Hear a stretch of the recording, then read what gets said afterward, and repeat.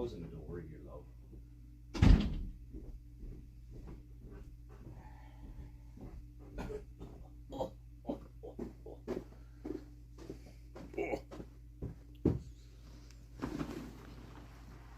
Well, look at that. We're on, aren't we?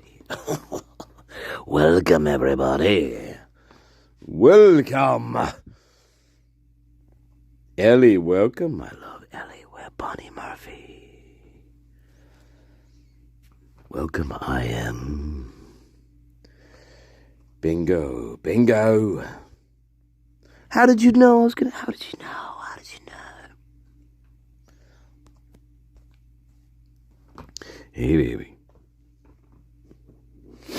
Oh, wait a minute. You know, the ceremony of the horseman must begin with the lighting of the candle, love.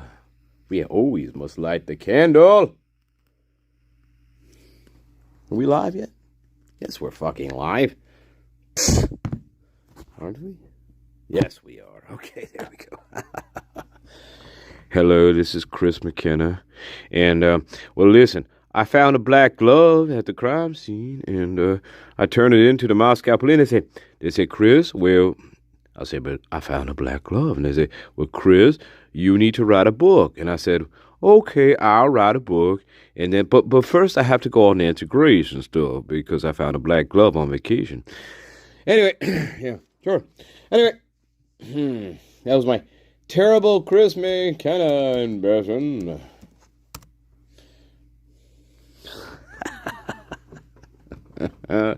Imagine going on vacation at the crime scene and you just happen to find a black glove at the perimeter of the crime. Excuse me. Anyway, there you are. How did you know? How did you guys know what was going to happen?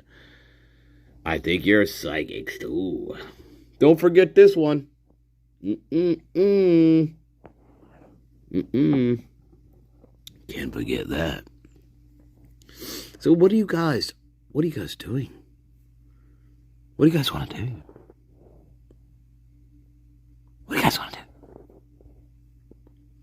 Why is this still on my screen? Oh, there we go. Now I can see you. My God.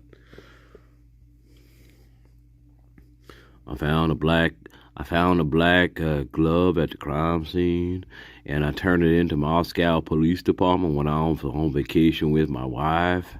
And, Moscow Police said, well, that's a good job, McKenna. You should write a book now about it. But I said, well, first I have to go on Nancy Grace and talk about it. And, so that's what I did. Oh, these fucking people. Oh, my God. Yeah, I found a black glove at the crime scene. Can you believe that? I don't know how long it was there for, but I turned it into Moscow. You remember Chris McKenna, right? You fucking prick. You fucking prick. Oh, my God, these people, they crack me up, guys. It's so ridiculous. And now listen to this. Imagine going on vacation with your wife, right?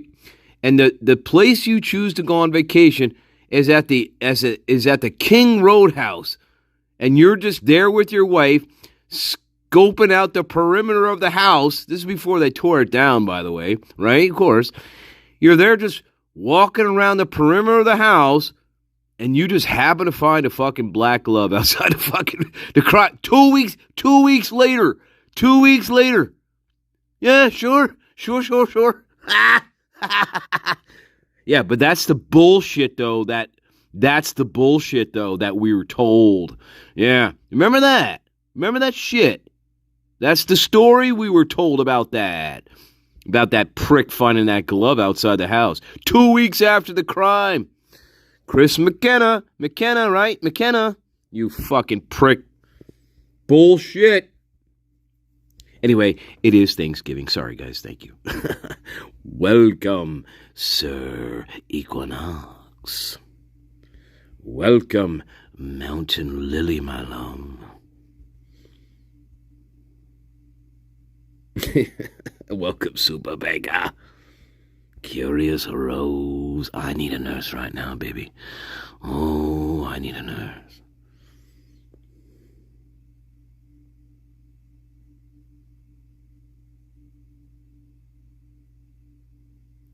Are you serious, Curious Rose? McDonough. That's right, McDonough. I said McKenna. Sorry. I'm thinking McKenna. McDonough. That's right, McDonough. He had the mutts on his own little thing the other night? Oh my God. I need to watch some more shit here, man. I'm missing all this stuff.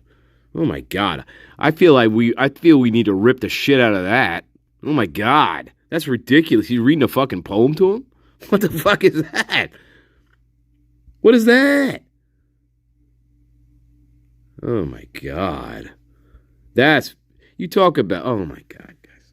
Yeah, well, you know what? That's great, because that's going to be more material for us to fucking rip and claw through. Oh my God, that's ridiculous. Oh my God. Well, it shouldn't be shocking anymore at this point that the fucking the ludicrousness of everything, it shouldn't be shocking anymore, but it truly is shocking. It truly is. Oh my God. Wow. Yeah, we should watch it. Oh my God, we should watch it. Welcome, Edie Redman. Oh my God. Yeah, maybe we should. We got the cards. We can do the cards. We can not do the cards. We can, whatever you want to do.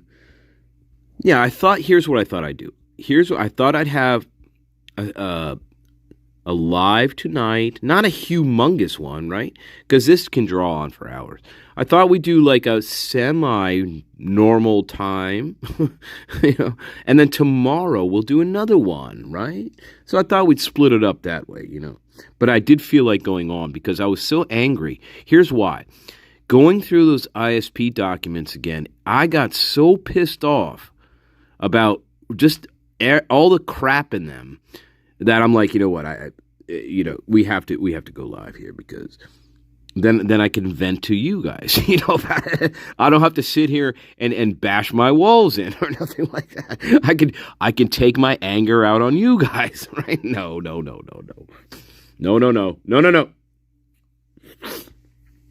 No, but no. Hey, if you guys celebrate things, hey, we're gonna have a beautiful one tomorrow. Beautiful Thanksgiving. Listen, beautiful Thanksgiving, guys. All right, no stress, no bullshit. All right, everybody's safe. Everybody's gonna be safe. All right, that's the thing. And no fighting with in-laws. And well, if you have to fight with in-laws, make sure you beat them to death. Okay. So that will end that conflict for the next year at least, right? No, but seriously, yeah. Now, beautiful day tomorrow, peaceful, relaxing, no bullshit, no stress. Eat some good food if you're eating food. I hope you're eating food, but eat some good food. Okay, don't worry about it. Okay, it's not gonna matter. It doesn't matter what you eat tomorrow. In 100 years, it ain't going to fucking matter what you eat. Okay, right? Right. Good. So we're going to start with this, my loves. My lads and lords and dudes and my sirs and my dames. Here's what we're starting with now. I showed this to you before, guys, but you know what? I really love this introduction.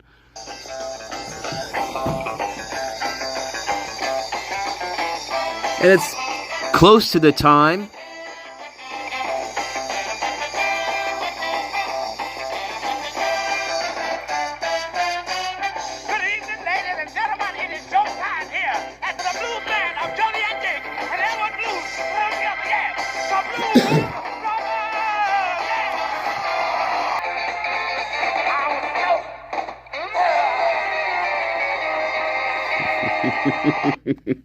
All right, babies. All right, let's go. Oh, yeah. Blues Brothers, baby. The Blues Brothers. All right. What are we doing, love? All right. Well, now I'm like, yeah, I need a smoke for this. I need a fucking smoke already, guy. We got to smoke. My God. My God. Wow. You actually saw the Blues Brothers back in the day? Oh, my God.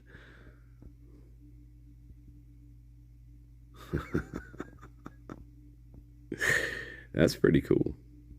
Laura, Laura. Bond. Christopher Bond. Bond. Christopher Bond. Welcome, Mrs. John. Where have you been? Where have you been? I'm taking care of my husband again. That fucking asshole can't open a can of fucking tuna.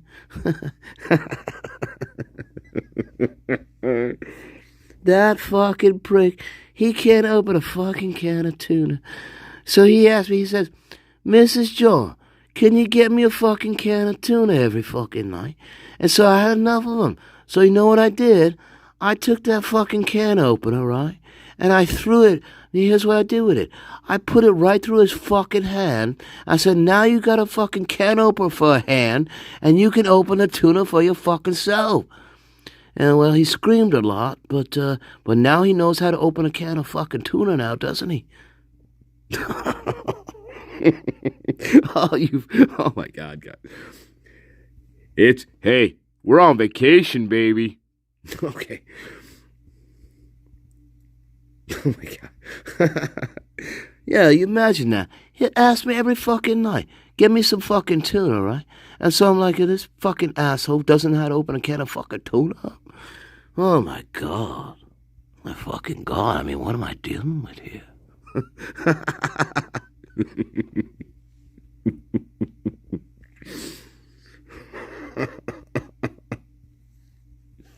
Yeah, so I stuck that can of oil right through his fucking head. Now he's got 5 fingers and a fucking can opener for a fucking hand.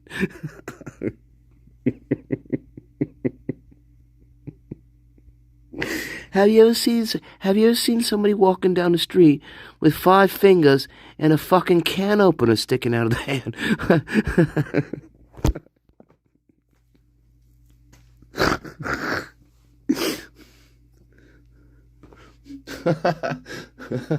My God.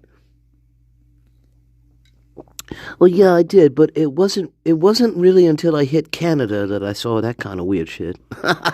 Oh, you fucking prick. All right, guys. All right. Hey, we already have to take a smoke break.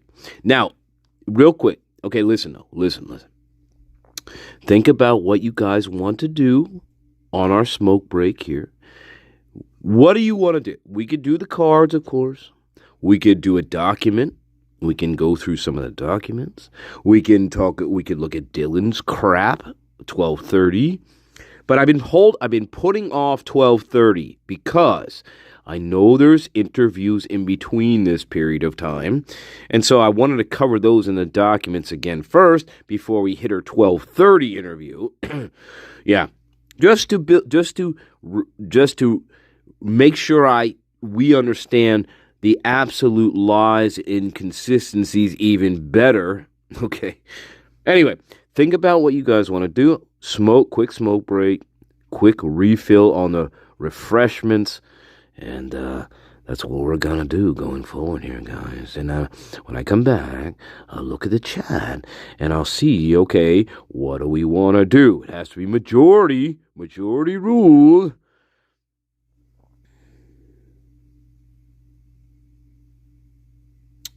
Wait a minute. Whoa, I missed a lot here. John, wait. Who's living with a hoe bag? Wait a minute. Lives with a bug of... She's a hoe bag?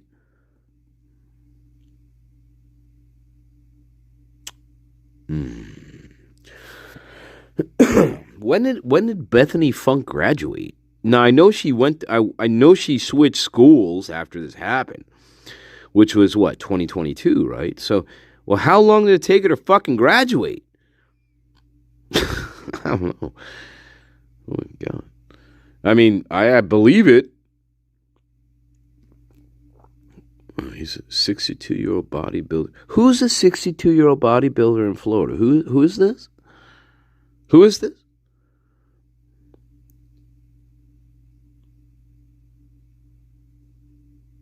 Oh, God. Yeah, great. The Hobbit. The Hobbit needs a fucking lie detector test along with Dylan Mortensen. In fact, what I'm going to do tomorrow when we go live is I'm going to show you what I'm doing tomorrow. I'm not going to show it tonight to you. But yeah, I'm doing a little something tomorrow. And is it going to matter? Probably not. It's probably not going to fucking matter, but I feel like it's necessary action to do. Yeah. Speaking of Dylan the Prime and Bethany our Hobbit, yeah, and conning people out of fucking money, even though they are definitely two prime suspects in this case, without a doubt, without a fucking doubt. It is ridiculous, appalling, disgusting. Well, we know this. And then why did a fucking Koberger take a plea? I don't know. What are you confused about? I am. What's confusing you?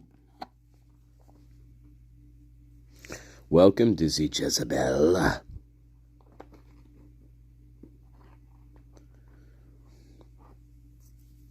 don't know. What's the confusion? A bugaboo. Bugaboo. Somebody who's a pain in the fucking ass. That's a bugaboo. Okay? That's a bugaboo. Now, sometimes you can refer to that in a cute way, like, oh, look at that cute little bugaboo, like an animal. Like, sometimes I'll call Shadow Gatto a bugaboo because he's a pain in the ass sometimes. Like, he'll beg me for treats every 2 seconds. I'm like, oh, you're such a cute bugaboo. But what I really mean is, man, you're a real pain in my ass. That's a bugaboo.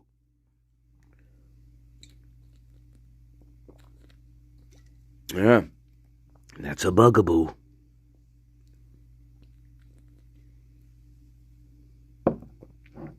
Oh, cute bugaboo. Get the F away from me. Yeah, I don't know. Who's the bodybuilder?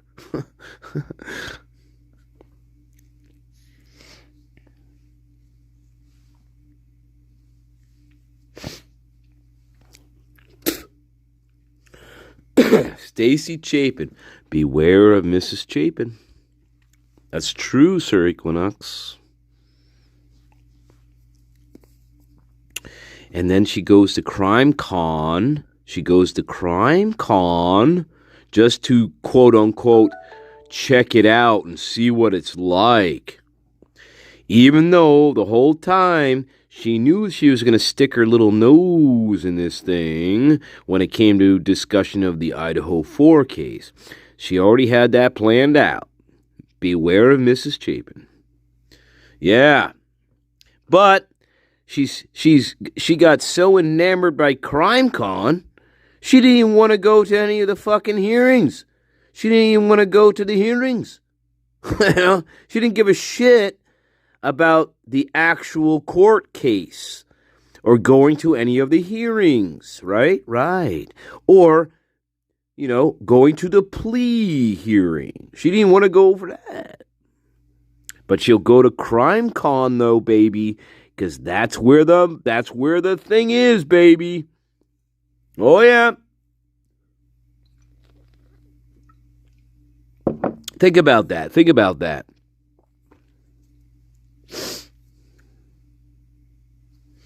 And then we write a sequel. I was gonna try to take over the sequel before she can get her grubby little hands on it. I was gonna try to get it. Little Boy in Blue Part 2. It's called When I Kill My Mother. Because my mother is a wicked person. No. So yeah, it would be called Little Boy in Blue Part 2. Ethan's Revenge. Yeah, exactly. Ethan's Revenge. Yeah. Then that would actually be a really good book.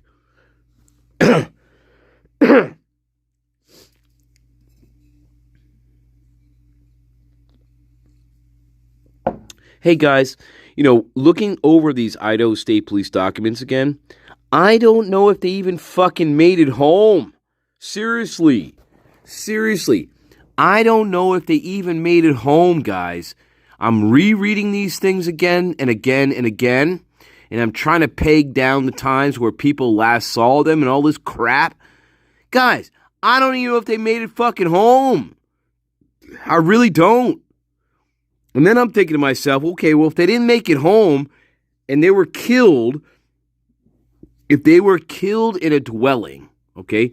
If they were killed in a dwelling, right? Well, then who would take them back to the house? They have to have made it back to the house, right? Supposedly, right? Because they were found in Xana's bedroom. So then I'm thinking, well, who the fuck, if they didn't make it to the house, well, then who the fuck, who killed them before they got to the house, and then who would take them back to the house? So then my mind's starting going that direction when I'm rereading the Idaho State Police documents here. Because, again, nobody knows where the fuck they were. And the last time that we get on them is around, I don't know, it's like 1:30 maybe at the most. But I could be wrong. But it's not far off that. Yeah, it's not far off that. Yeah. Interesting, huh, guys? Welcome, Divine Kate. Welcome, Divine Kate. And people I missed.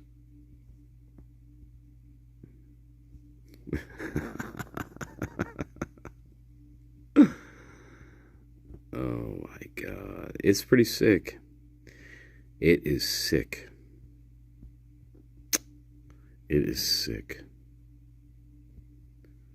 Yeah, we got the Christ Church, and we got all that stuff swirling around there. I don't know, guys. I don't know, guys. I try to keep things logical, reasonable, and orderly in my thinking. When we introduce elements like Christ Church, things like that, you really, if you're going to do that, that's okay. But you really have to have a strong connection then. I can't just, I just can't come on here and say, well, the Christ Church had a hand in this, right? Because I have no idea what kind of connection the Christ Church would have to these people or how they'd fit into the murders. I would have no idea how that. Maybe, right? Maybe there's an influence there, but how am I going to fucking show that? How would I show that? There's no way I'd be able to show that to you. No. So I do feel there are, I do feel there are outside influences here, of course. But we got to stick with what we know, what's in front of us. We can entertain the mud. That's fine. Mud is fun. But in terms of how could you actually show that, I don't know. Like if we were in a courtroom, how the fuck would I show that to you? I probably wouldn't be able to, at all. I could say, well, the Christ Church had a hand in this and let my client go, right? And the jurors are going to look at me like I'm a fucking retard, like an idiot, right? Because they're all from that, but whatever. But the point is, you know what I'm saying? So somewhere in the back of my mind, I'm always thinking about the structure of the court. What would a jury think about this? You have to keep that in mind. I lose sight of that all the time. But that's what we need to focus on. What would a jury have thought about this? And again, we go down that road, and it gets me really angry because I know Ann Taylor sold Brian Kohlberger up the river. I know it because she had a very strong case. She had very little. There was only a few obstacles you really only had to overcome in this case to convict Brian Kohlberger. Listen, beyond a reasonable doubt here. And there was plenty of reasonable doubt in this case. And every time we go in this direction with this, it really fucking boils my blood to think about what Ann Taylor did in this case. I blame her for a great portion of what happened here. A great portion. A really big portion. Believe me. Yeah. Because, listen, you're not a fighter then. You're not a fighter. You have no backbone. You're not a fighter. Even if she thought the evidence was convoluted and corrupt, even if she thought that, then you still have to fight though, right? Then that would make you fight even more. Because you know they're trying to railroad your fucking client. Right? That's what you would do. Then you'd fight even more against that crap. You wouldn't take it. You wouldn't lay down and die for it. But that's exactly what fucking Ann Taylor did, in my opinion.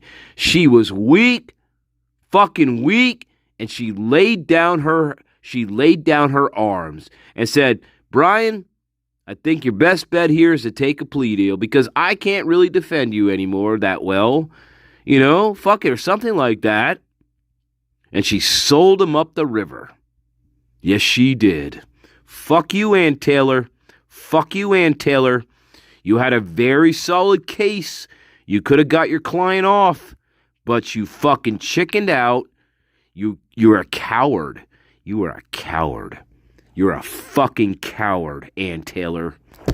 Yes, you fucking are. Because you and I right now, guys, you know what we should be talking about?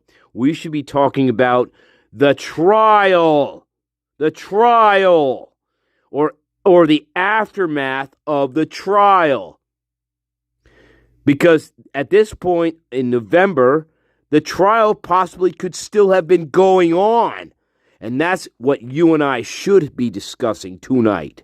Not this fucking other bullshit. Which is, the most of it is all bullshit. So yeah, I blame Ann Taylor a great deal in this thing. A great deal.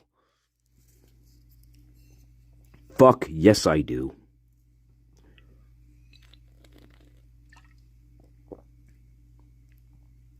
And then, to pour salt into the wounds, we have Bill Thompson coming on talk shows and admitting that he could not place Brian Kohlberger at the scene of the crime. So that is pouring salt into the wounds. And then you got to think to yourself, well, okay, wait a minute. Then why didn't Judge Hippler reverse the decision on the plea bargain? Once you hear that, then you got to think to yourself, wait a minute. Well, then there can be no plea deal here because the prosecution doesn't have a case, right? But that's not what happened. Judge Hippler, that cocksucking vampire bastard that we all know him to be, no, of course not. He didn't do that.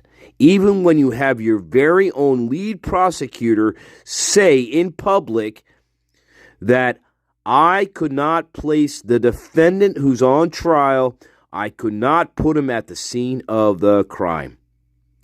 Period. You know what that means? No jury can convict beyond a reasonable doubt. I just admitted that to you. Judge Hippler, the minute he heard that, should have revoked the plea deal, and this motherfucking baby should have went to trial, my friends. That's exactly what should have happened here. That plea deal should have been taken right. that should have been struck down immediately. Even it doesn't matter at that point. At that point, it doesn't matter. Because your very own lead prosecutor just tells you, I can't prove that Brian Kohlberger was the person who did this. And that's not how we prosecute law in this country. No. But here we are. Fucking Moscow, Idaho. Yeah. Am I not correct?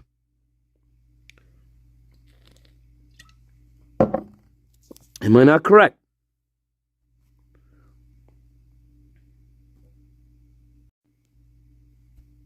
Well, I hope so.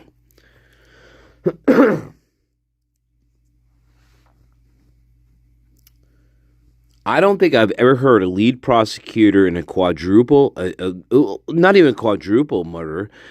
I don't think I've ever heard a lead prosecutor in a homicide investigation after a plea deal come out in public and say, well, you know what? I'm so glad that's over with because guess what? I have no evidence. I don't think I've ever heard that in my life. Have you? But that's essentially what he said. I could not place Brian Kohlberger at that house.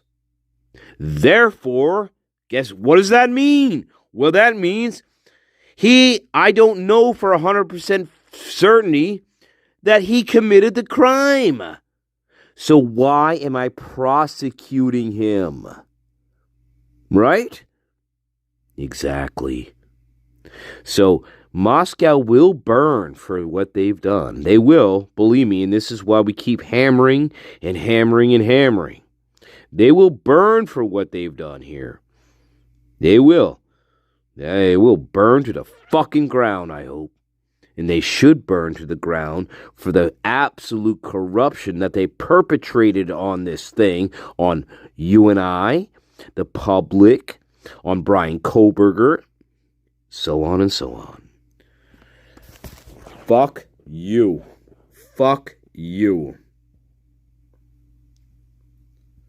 Was it a LARP? That's a great question. Was it a LARP? Not necessarily. Not necessarily, but that's a great question, though.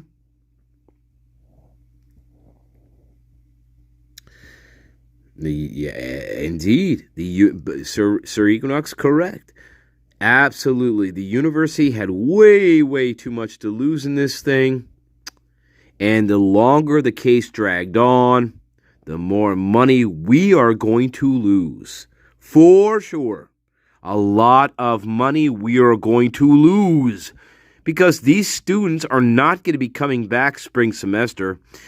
And if the investigation carries on, let's say for another year beyond that point, they're not going to be coming back for the next fall semester either. At all. No way, absolutely not. Because you still got the murderers running around. So no parent, right, in their right mind is going to send their kids to the University of Idaho. Not with a quadruple fucking murder still hanging around. Absolutely not. Yeah, so we're talking hundreds of thousands of dollars at least that would have been lost. At least, if not more. If not more. So yeah, there you go. There you go, Sir Equinox. Exactly correct. It's fucking money. Fucking money and money and fucking money. And more money. That drove this train right into the fucking ground. Anyway, we're taking a quick break. Think about what you guys want to do beyond this point. Quick smoke break. We need a smoke break here, guys. Smoke break. And if you don't smoke, well, then consider it a meditation period of time here. Meditation. All right. Oh, my God. Maybe I need to grab another beverage or something too. That might be helpful, actually. Oh God. Hey, and think about what do you if you do partake in Thanksgiving? What are some of the good meals you might have tomorrow? Yeah. And yeah, what about the sailor? What is going on with the sailor? I don't know. What is going on with the sailor? Who's the sailor? Oh, God. Hi.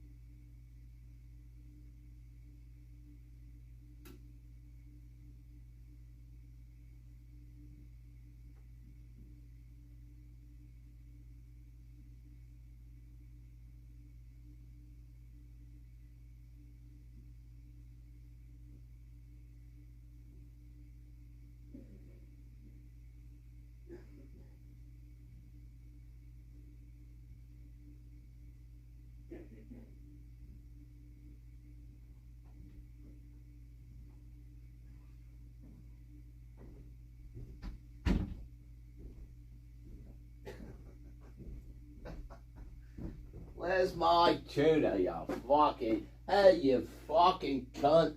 Where's my tuna?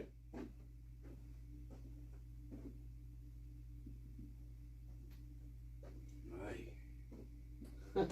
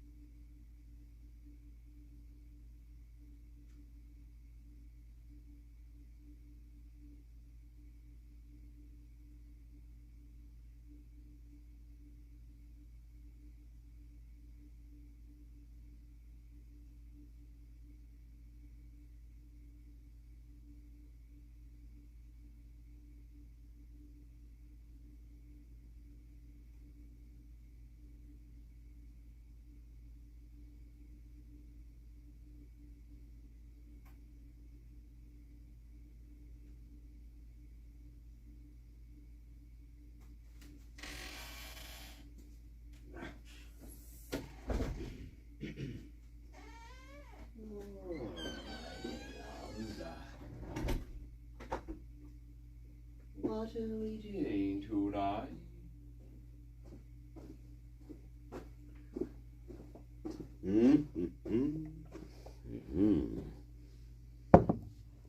Murphy the Low. Murphy.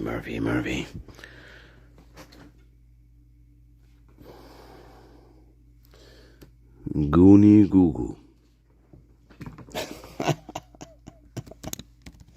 Don't you bring a Bigfoot in my house, Gus. Oh, fuck. Oh, my God. Good times. Good times. Oh, God.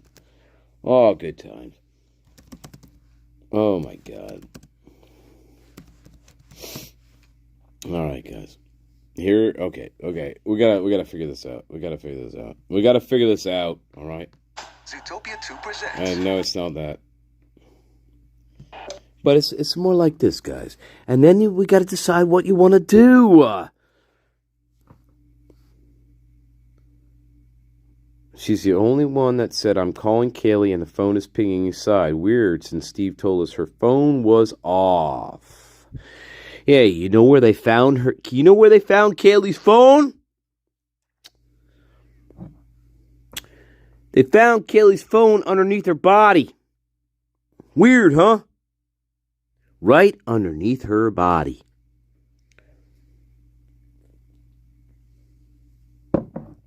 Yeah. Funny how that works. Yes, they did.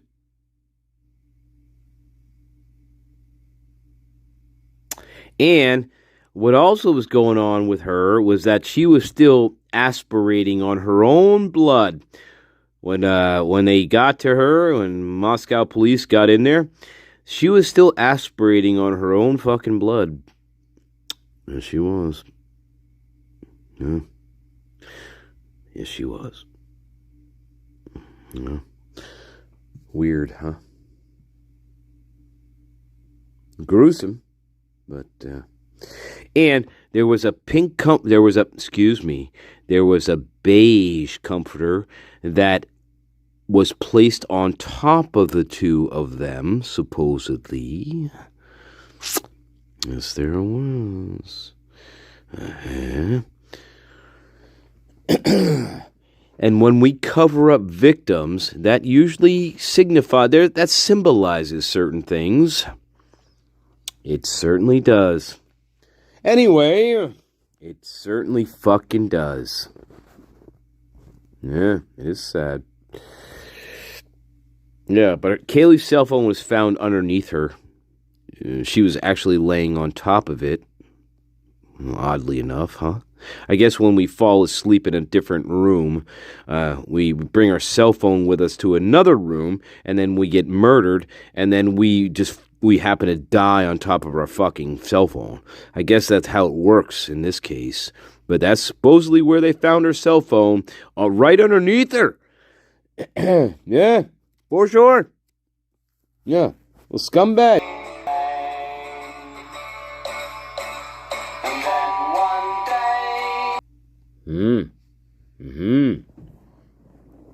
Here we are.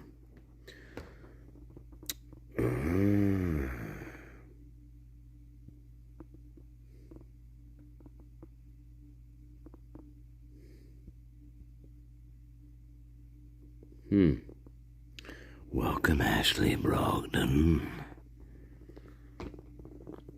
Interesting. Survived until 7 a.m. Interesting.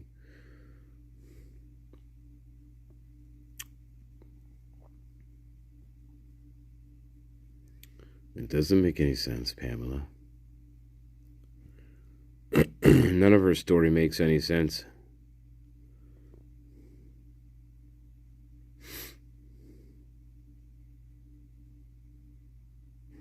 Yeah, possibly. Maddie had slashes to her face. Yeah.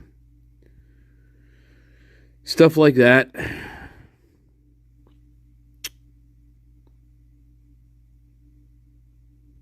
Slashes to her face.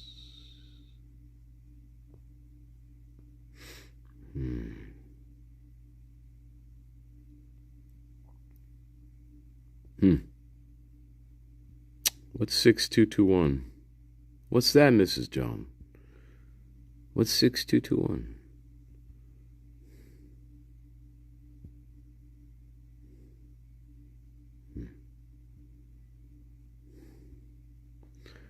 I mean,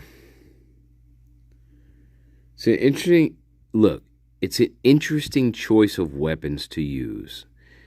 To shoot somebody in the face with a beanbag gun, that's an interesting choice. I mean, you gotta admit. I mean, if that's true, I mean, that's a very interesting choice of weapons to use against somebody. For sure. Yeah, might as well just fucking shoot him in the face. You know what I mean? I don't know why I'd be fucking around with beanbag guns. But hey, yeah. I don't know. I mean, maybe to stifle the noise, but maybe. Hey, I don't know.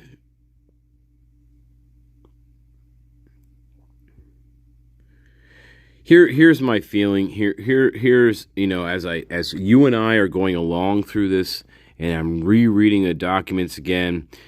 I got a very strong feeling that this whole Maddie and Bethany going outside with Murphy, I feel that's a complete lie.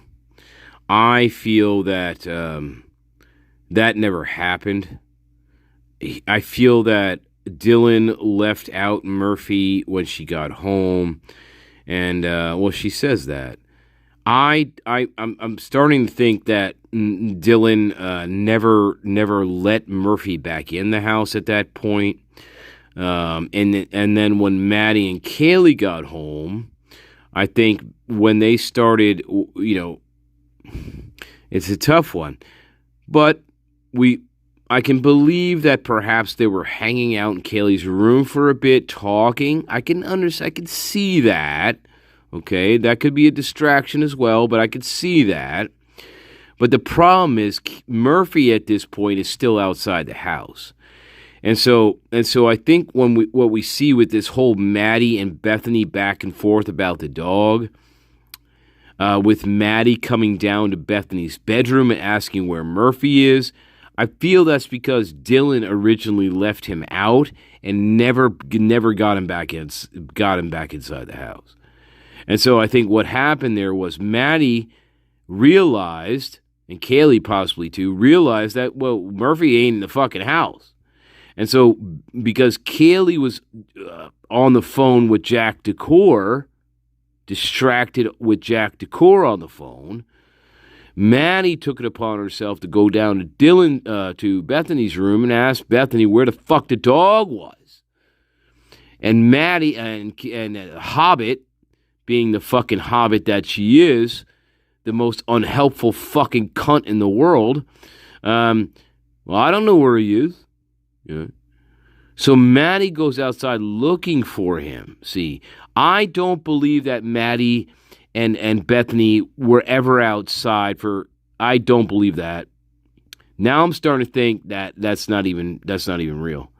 I'm starting to think that Bethany made that up. That she wasn't outside for 10 seconds and got cold and went back inside and left Maddie outside all alone with Murphy. I think that's a load of crap.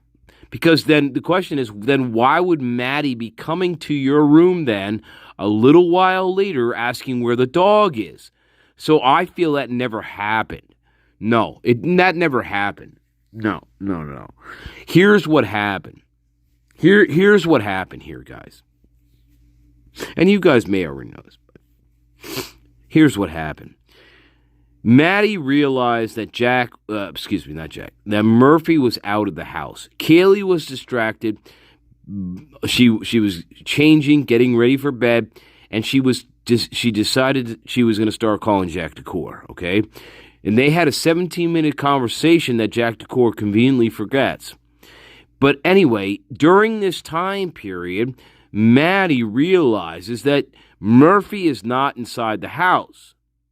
That's because Dylan Mortensen left Murphy out when she got home originally and never let him back inside the house. See? And then Maddie is wondering where Murphy is, right? So Maddie goes down to the Hobbit's room and asks the Hobbit, where is Murphy? Right? And the Hobbit, being the unhelpful fucking cunt Hobbit that she is, says, I don't know where he is.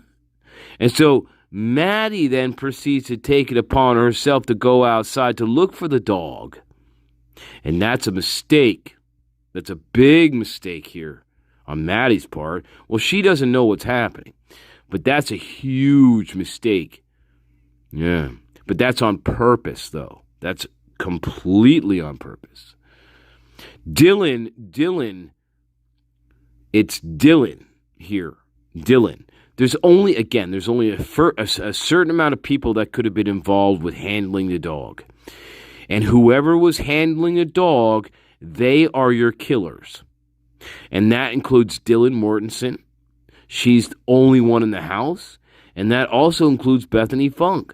She's the only other one in the house that we know of.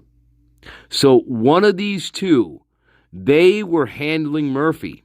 Now, we can bring other people into the fold, sure. But you got to start with your prime suspects. You got to start with Dylan and you got to start with Bethany. Absolutely, hands down. But anyway, the point of all this is, whoever was handling the dog, they are your killer. They are your killer. And Moscow police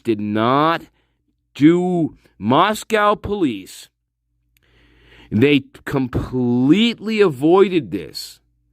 Here's what Moscow police did when it came to Murphy, right? Here's what they did. I'm telling you right fucking now what they did. Listen. So Moscow police asks, okay, the incident that happened 1.5 weeks to 2 weeks prior to the homicides, when these idiots are walking around the house with golf clubs, right? Moscow police asked them, was Murphy in the house? They asked that question. They did. But here's the problem. It's completely irrelevant. 2 weeks prior is completely irrelevant. But Moscow police never asked that same fucking question on the night of the murders. They didn't ask Dylan or Bethany, was Murphy inside the house? They didn't. No. They did not ask. As far as I remember, here's what I'm trying to say. The stupid fucking Moscow Police Department, they asked about Murphy about an incident that happened 2 weeks prior to the homicides, right? Right. But on the night of the homicides, we are not getting the same questions that we would from 2 weeks prior. No. For instance, Dylan, was Murphy in the house at 4 o'clock in the morning? Was he? How about this question, Dylan? Hey, Dylan, was Murphy in the house? I don't know. I could have been sleeping. I could have been dreaming. No, that's not an answer. Was Murphy the dog in the house? Yes or no? You know? And you got to be careful how you answer this question, Dylan Mortensen, because this answer is going to make, the way you answer this question, you are going to be the prime suspect. You are the murderer. You are at least one of the murderers, because you got to be careful with how you answer that question. It sounds very simple on the surface, but it's not. Because if you say no, Murphy was not inside the house, then I'm going to ask you this. Well, how the fuck did he get out? How did he get out of the house? And you better have an answer for me about how Murphy got outside the house. Because Brian Koberger is not letting Murphy outside the house. He's not. So it's these little questions about the dog that's going to fuck them up. It's going to trip them up. And that's exactly why Moscow police and Idaho State Police, they did not focus on the dog. Because they knew Bethany Funk and Dylan Mortensen, they knew that they could not answer the questions. Let me say that again. Because they knew that those types of questions would show that Dylan and Bethany are indeed your prime suspects. They are not going to have a good answer for those questions. And if they try to answer the questions legitimately, like with a yes or no, it's going to prove that they're guilty. And that's why Moscow police and Idaho State Police avoided these questions. Yes, they asked about the dog, but that was 2 weeks prior to the homicides. 2 weeks prior to the homicides. Follow me, my love. You get me now, my garden. You understand what I'm saying, don't you, babies? You know I'm right. Absolutely. Absolutely.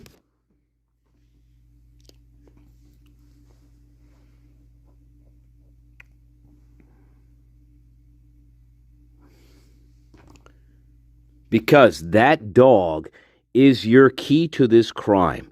The dog has always been the key to this crime, and Moscow police and Idaho State Police purposely avoided asking them hardcore questions about Murphy the dog on that night. They purposely avoided these questions. This should have been a line of questioning for at least 2 hours. This should have been a line of questioning for both of them. But it never happened. And the reason why it didn't happen was because Moscow and Idaho State Police both knew that this was the key to the murders. And so they purposely avoided these questions. Absolutely. And there's no way you're going to be able to get Dylan Mortensen and Bethany Funk off the hook if you start hardcore questioning about Murphy the dog. There's no way they're going to be answering these questions. There's no way they're going to be able to answer these questions in a way that doesn't look like they're guilty. And that's why they purposely avoided drilling them on the dog. They purposely avoided these questions. It's apparent in all the interviews that have come out so far. It's apparent in all the documents that I've read. They purposely avoided this question because this is the question. This question will solve your case for you. This tells you who the murderers are. And Moscow knew it, and Idaho State Police knew it. And they purposely did not want to interrogate or grill Bethany and Dylan on this point because they knew. But whoever was fucking with the dog that night, they are your killers. They are your prime suspects. Absolutely. Because why? Again, because Brian Kohlberger is not sticking around the house fucking around with Murphy the dog. He's not letting Murphy in. He's not letting Murphy out. That's not Brian Kohlberger. So, again, whoever's handling that, who's ever in charge of Murphy that night, they are your killers. Hands down, they are your killers. Yes, I'm right. You know I'm right, and there's no way of getting around it.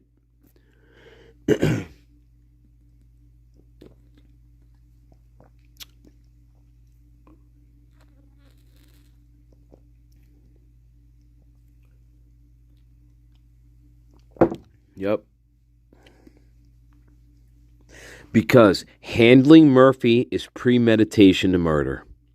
Because handling Murphy is premeditation to murder. What does that mean? That means this plan that was put in place included getting rid of Murphy, which is premeditation to murder. Brian Kohlberger is not premeditating Murphy the dog. It's impossible. It's stupid. It's ludicrous. But the killers were, and they knew that Murphy the dog was in that house. Brian Kohlberger had no idea that there would be a dog in that house. Absolutely not. But the killers did. Because they know the house. B, they know who they are associates and friends of Dylan Mortensen. And they know exactly where that dog would be. And they knew that dog was going to be a problem. And so the first order of business in this whole shit show was to figure out what the fuck we're going to do with this dog. And they put a plan in place. Yes, they did. Brian Kohlberger is not scheming about the goddamn dog.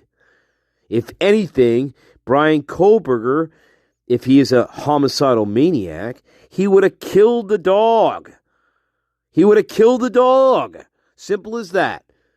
Just like he killed the four of them, right? He would have killed the fucking dog. Of course. If the dog's inside the house, he's going to kill it. Because that dog's going to be barking and running out of the room and running all over the place. Right? Right.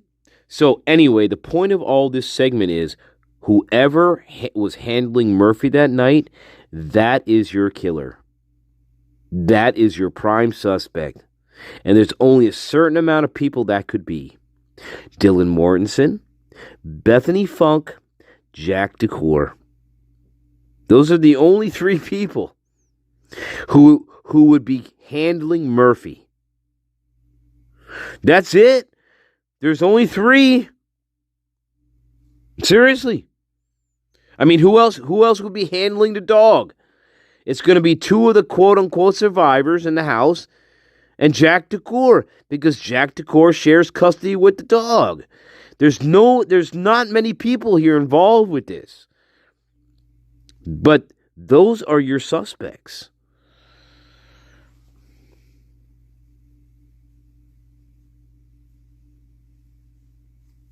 Those are your suspects.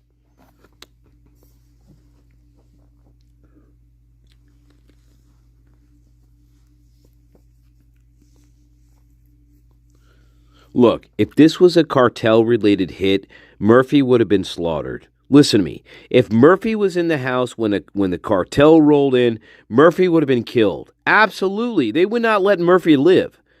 It's a fucking dog. They're going to kill the dog. Right? Look, if we're brutal enough to bash somebody's fucking face in to the point where their skull is unrecognizable, I'm pretty sure we're going to handle a little fucking poodle. I mean, I would kill the dog outright. That's what I would do. Look, if somebody sent me on a hit to this house to kill these people, and I find a yappy little fucking dog in there, I'm gonna take the dog out. Absolutely, big time, because that little dog is gonna get in my way, and I can't have that. I don't want no fucking barking dog in the house. Not when I'm trying to kill people. Fuck no. I'm going to take the dog out. Permanently. Right there. You know what? And just to be extra cool, guess what else would I do with the dog? Once I kill the dog and I killed Kaylee and Maddie, I'd put the dog right next to them in bed with them. Just as a big fuck you to everybody. That's what I would do. If I was a homicidal maniac, I would do that. I'd kill Murphy. And when I got done killing Kaylee and Maddie, I'd pick up Murphy's dead body and put it right next to her as a big fuck you to her. That's what I would do. But that's not what happened here.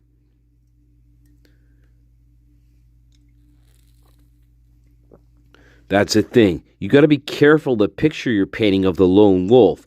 The lone wolf cannot be a homicidal maniac and then still care about doggies.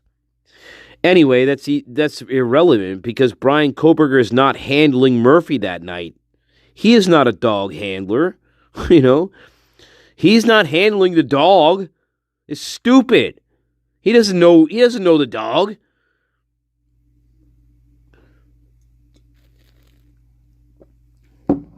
The only people that know that dog, Dylan Mortensen, Bethany Funk, Jack DeCour. These are the only three people who are familiar with that dog who are not fucking killed. Who are not dead. Those are your suspects. Okay? Those three. Possibly Hunter Johnson? Maybe. But it's at least those three. Dylan, Bethany, and Jack DeCour. Those are the three when it comes to Murphy. Absolutely. We got a call about somebody throwing away a fucking animal. Do you remember that? So what are we talking about there? We got a call, from 911 about somebody throwing away an animal. That was the original script. But Hunter Johnson wasn't told that they were changing the script. But that's how Dylan Mortensen got Hunter Johnson and his crew over to the house. Because the original story was Dylan Mortensen called them up and said, I think we may be in trouble. I think somebody called the police on us because they think we were throwing away a dead animal. Can you come over here? We're really freaked out right now. I don't know what's going on. But can you guys come over here? And I think that's the original story that Dylan perpetrated here. But then it switched. It switched from that to a passed out roommate, Xana. And then in the beginning of this, when they got over there, there's confusion on Dylan's part because Dylan now all of a sudden was mistaking Xana Kernodle for Kaylee Conclaves. Remember that? She got confused between who Xana and Kaylee were. Right, remember that? You remember that? And that's why the cop got confused. The cop got confused because Dylan Mortensen gave him the wrong information right off the bat. And she did that on purpose. Yes, she did. Remember that. Don't forget our prime suspect, Dylan Mortensen. Never take your eyes off of her. Never. She directs all the traffic in this case. All of it. Yes, she does. Remember her confusion about Kaylee and Xana? Remember that? And then she relays that information to Nunez, and Nunez says, well, I'm sorry, I screwed it up. But actually, that was Dylan Mortensen purposely screwing up the information given to him. She knew Kaylee lived on the 3rd floor, and she knew that Xana lived on the 2nd floor. But Dylan switches the two. She switches them and says that was Kaylee on the 2nd floor and Xana on the 3rd floor. See? Don't you love our prime suspect, Dylan Mortensen? Don't you love her? That cunt should have been arrested on 11/17/2022, and she should still be in jail to this very fucking day, rotting.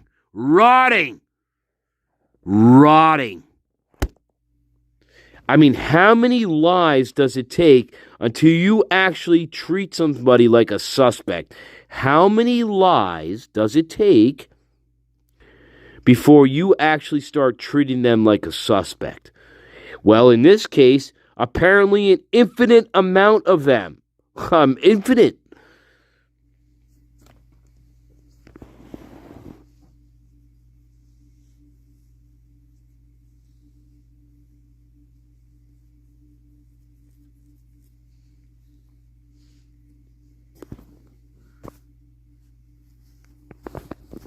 What do you mean? What do you mean? What do you mean? Yeah, what do you mean? I'm missing the chat here. What are you talking about?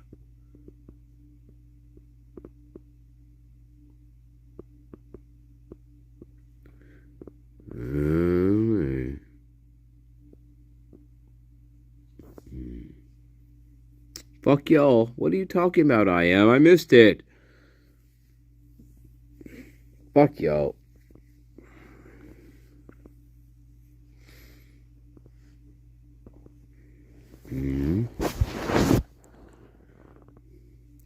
Well, Dylan did lure her back. And in fact, in none of these interviews have I heard not one detective ask Dylan Mortensen, why did you go to Kaylee's family's residence, one of her aunts or grandmothers? Why did you go there? I have not yet heard that question asked. Have you? Have you guys heard that question? I haven't.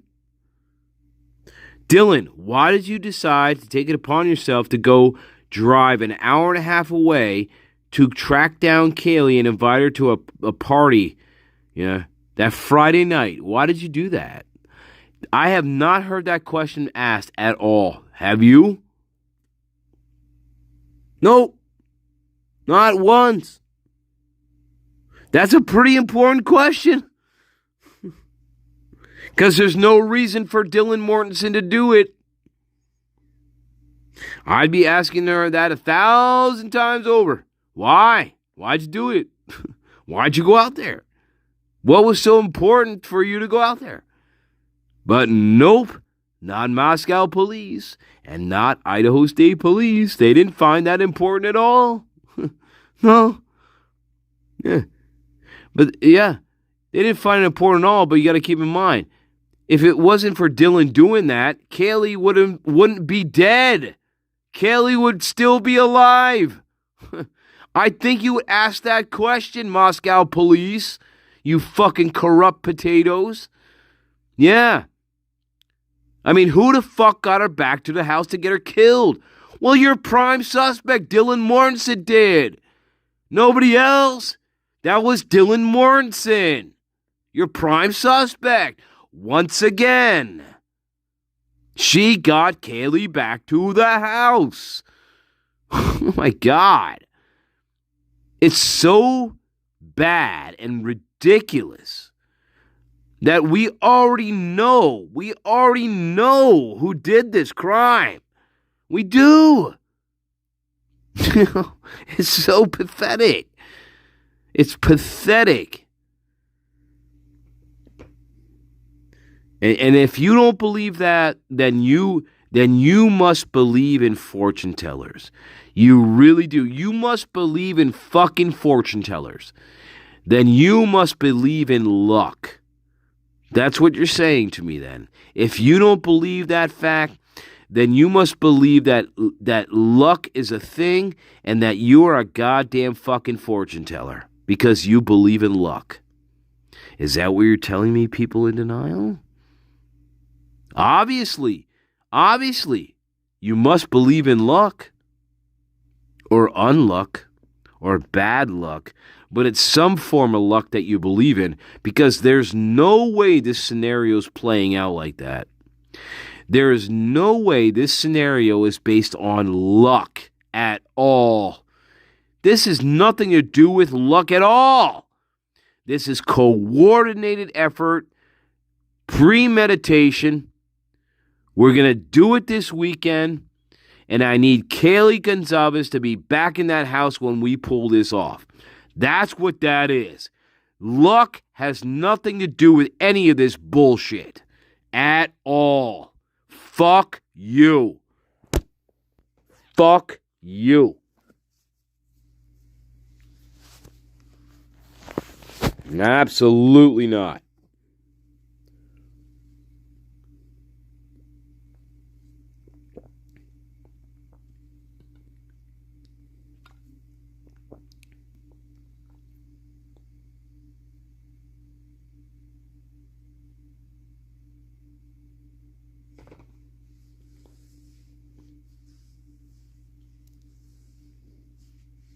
As I burn my hair off.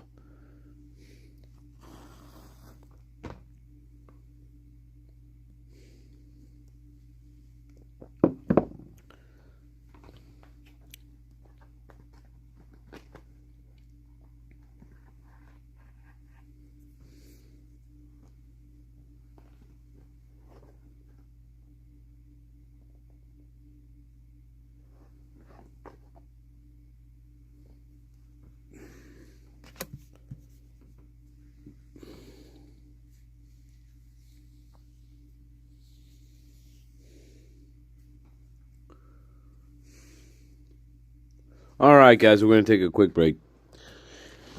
We'll get you guys want to do some cards, and then we'll wrap it. You guys want to do a question for the cards? Question for the cards, love. Here we are. Hey, we still got a while, don't we? Yes, indeed. All right, let's do the cards, love. Let's do the cards. No, I mean, hey, you know, this was a great portion of what happened here was about money. That is true. Anyway, we'll get into it. Dylan does not escape this, guys. I don't care how other people think about her. I really don't give a fuck about it. There is no way that somebody's going to convince me that my logic is not sound on this. It totally is. It's ironclad, and there's no way around it. There's no way around Dylan Mortensen being a suspect in this case. There is absolutely no way around it. The same with The Hobbit. There's no way around it. Absolutely not. They are not survivors. That's a falsehood. They're not survivors. No. They are associates and participants in this crime. That is what they are. That is exactly what they are. They are not survivors of this crime. That is a complete joke. And that's a slap in the face to actual real survivors of similar situations like this. These fucking two have made a mockery of things. And they will pay for that. Believe me, they will. They will pay. Oh, they're all going to burn. But trust me on this. They will burn. They will burn. And anyway, well, that's their fate that they're going to be walking into. But they will burn. Absolutely. Anyway, let's take a quick break. We'll get to the cards. We'll take a few questions, and then we're going to pick it up tomorrow with a live later on. There's some other stuff I want to show you, though, okay? Tomorrow. All right, I love you. Take a quick break. Quick break.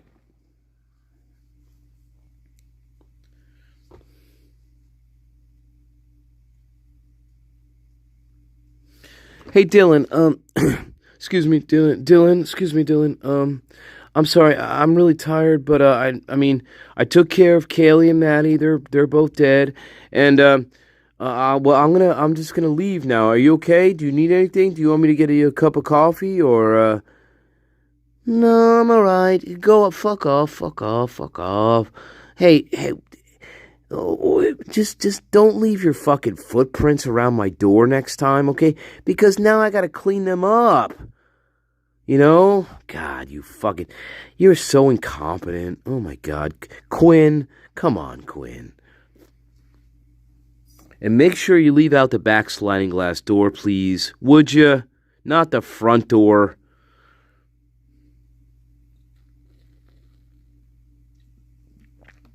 Yeah. Oh, yeah. You know what else I like reading those ISP documents? All the latent footprints that they found inside the house. I'm going to show you that, guys, next time. Remember that they found, I don't know, about 10 latent footprints all around the fucking house. Most of them centered in the kitchen. Latent footprints. Gee, I wonder whose those were. They're probably all Van sneaker shoes. Yeah. Oh, yeah. They found a shit ton of latent footprints, baby. Latent footprints, baby, inside that house. Yes, they did. Which means somebody tried to clean up stuff.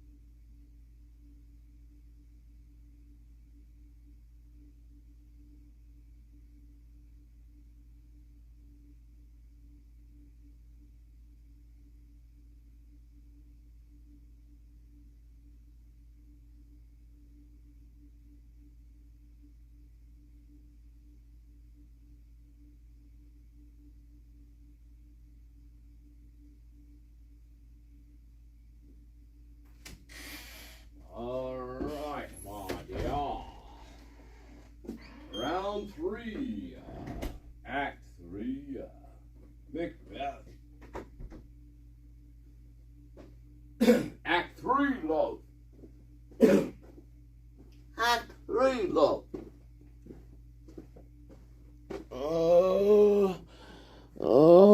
Wait a minute. We can't get into Act 3 yet, Master Nature. I have an announcement to make to the garden, and, well, I don't know if they actually want to hear it, but, Garden, do you want to hear my announcement I have to make? Oh, come on, MD. Really? Yeah, it's important, Master Nature.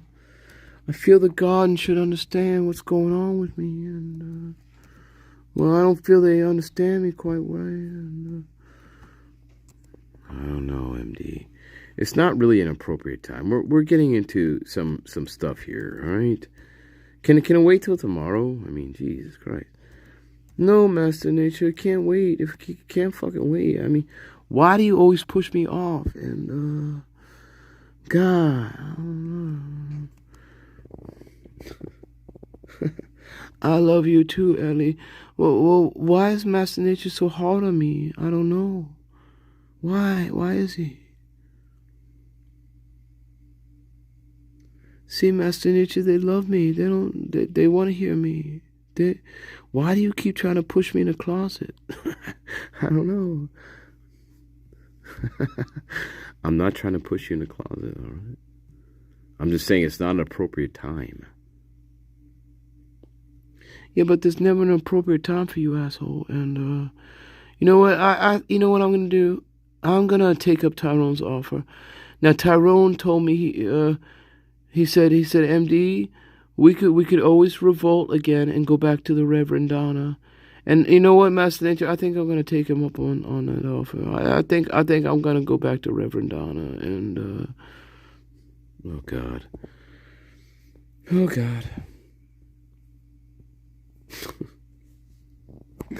All right, guys. Let's get to the cards. Yeah, I don't know what's so fucking funny, asshole.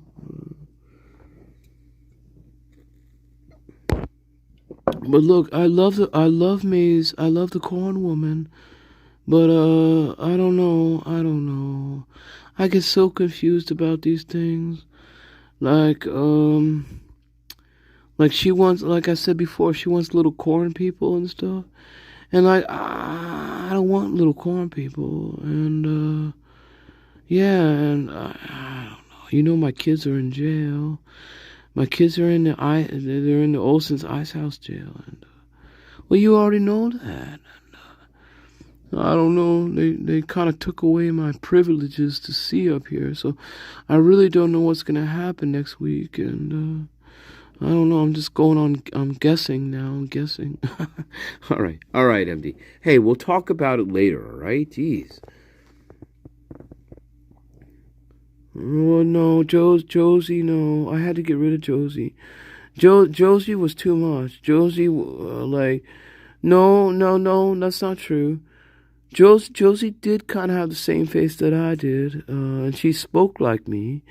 But Maisie really stole my heart, though, because Maisie really spoke like me, and her face really matched my face. And so, yeah, I had to get rid of Josie. I'm sorry, but I had to get rid of her.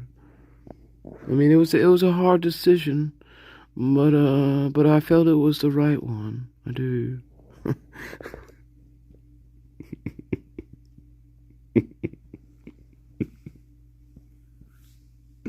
Oh, my God.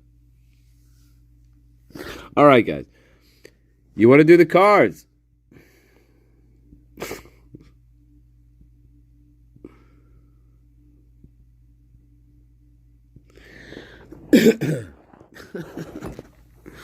Yeah, we all go to sleep at 9 o'clock. And then we all wake up at, I don't know, 3 o'clock in the morning. And we watch a movie together. Right after everybody's killed. Isn't that funny? Yeah. Funny how that works. All right, let's do the cards, guys. You remember the rules, though. You gotta remember the rules. What are the rules, my garden? What are the rules?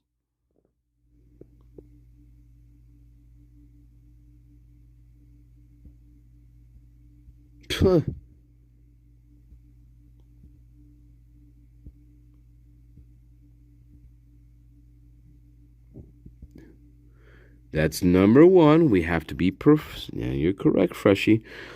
We have to be precise in what we're asking. That's number one. Specific. Annette, tequila.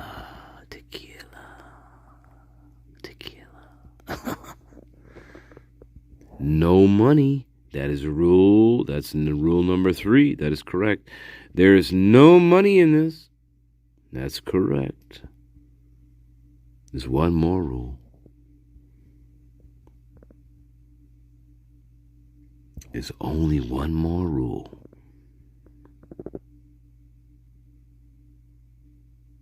Well, that is true, Mrs. John. We got to be specific. Well, the third rule is our intention has to be good. That's the rule. That's the first rule. We have to have good intentions of what we want to know.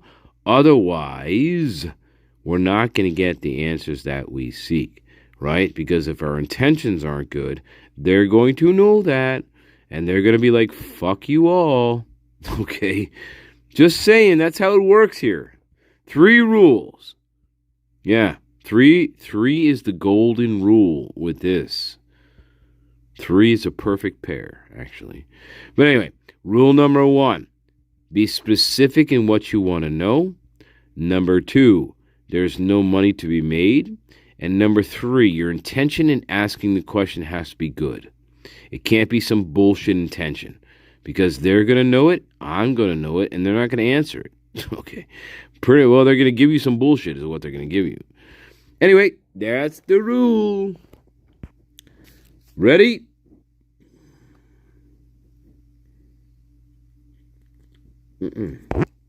Only 3 rules for this one. 3 rules.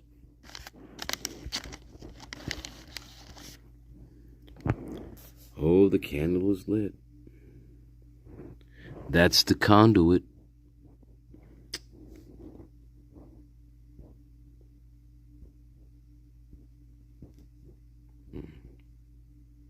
That's a great question, Ashley.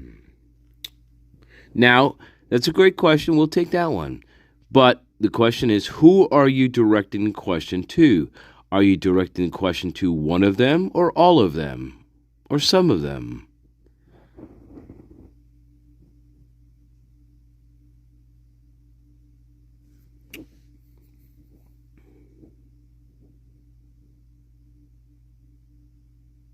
All right.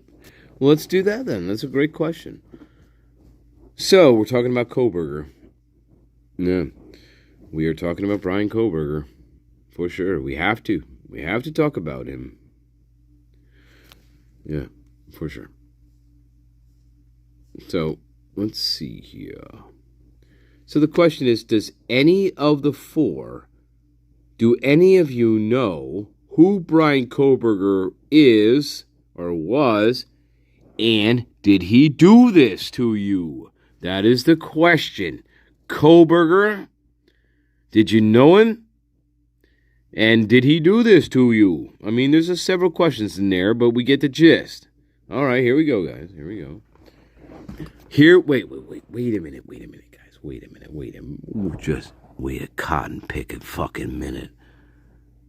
I want to play this before we get into the question. I promise. I know we know the question, but I want to just play this to you because, well, you are the best garden in the world, okay? And whenever I kind of think about this song, I think about my garden. I think about the garden.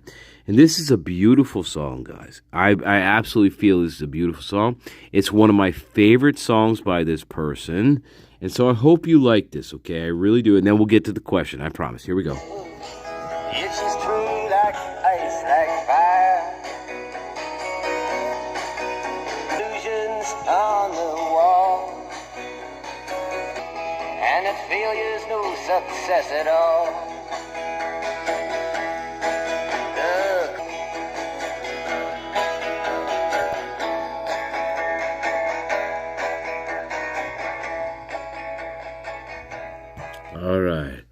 love that song. All right, let's get to the cards, love. Hope you like that one, too. That reminds me of the garden, actually. All right, guys, let's go. Here we go. What are we doing? 4 cards for each question. This question is going out to the 4. We're talking about Brian Kohlberger. Hi. Yeah. Brian Kohlberger. Well, we're talking to the 4 here. Did any of you know who he was? That's 1. And 2, was he the one who actually unalived you? Let's go. Here we go. Right? Yeah. Let's see. Yes, I shuffled the cards off screen. They are shuffled. Trust me on that. All right. Oh, lovely, lovely, lovely. The first card we get is Police. Oh, God. Oh, my God. Every time we fucking do this, guys, it's just... All right, yeah. First card is Police. Yep. Police. Lovely, eh? Yeah, Police. Interesting. That's number 1. Number 2 is... we got this before, guys.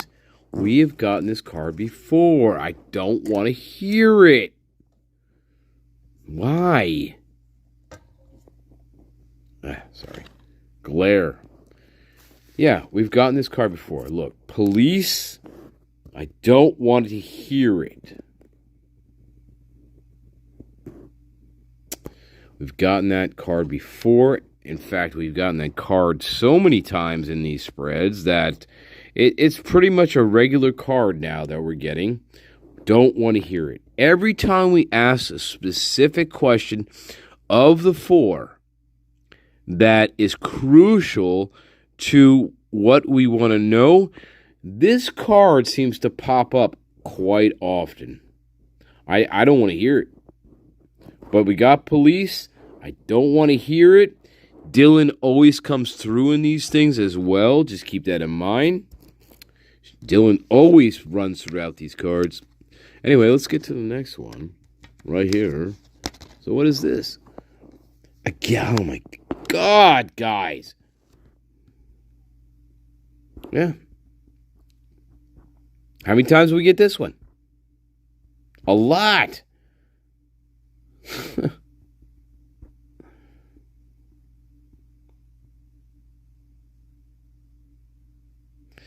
We always get, this one comes up multiple times as well. So we have the Police. I don't want to hear it. But there's a knowing that we messed up here. Yeah, for sure. We've gotten these 2 before. And here's the last one. Oh, there. All right. Jesus. God damn, guys. I think after this one, I think we need to take a break and get another fucking drink. Because look at this one. Look at this card. Guys, this comes up also at, look. Fucking recording again. Announcing, expressing, revealing the truth. How many times have we gotten this one? Every time. I might, okay, all right, I'll do another one. I'll do another card, but look. Let me just lay it out here, guys. Yeah, so yeah, we have the Police. That's the first one, Police. Pulled over, perhaps. We're talking about Kohlberger. But anyway, Police, I don't want to hear it. There's a knowing that they fucked up. And then we get the recording announcing, revealing, or expressing the truth.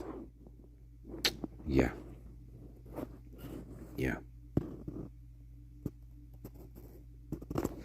But knowing they fucked up.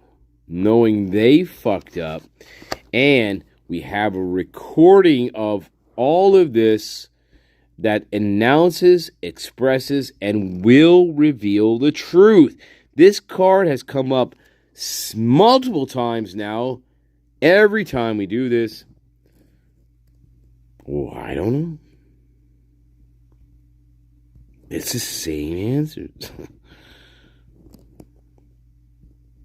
And then it's like, okay, well, what do we distill this down to, right?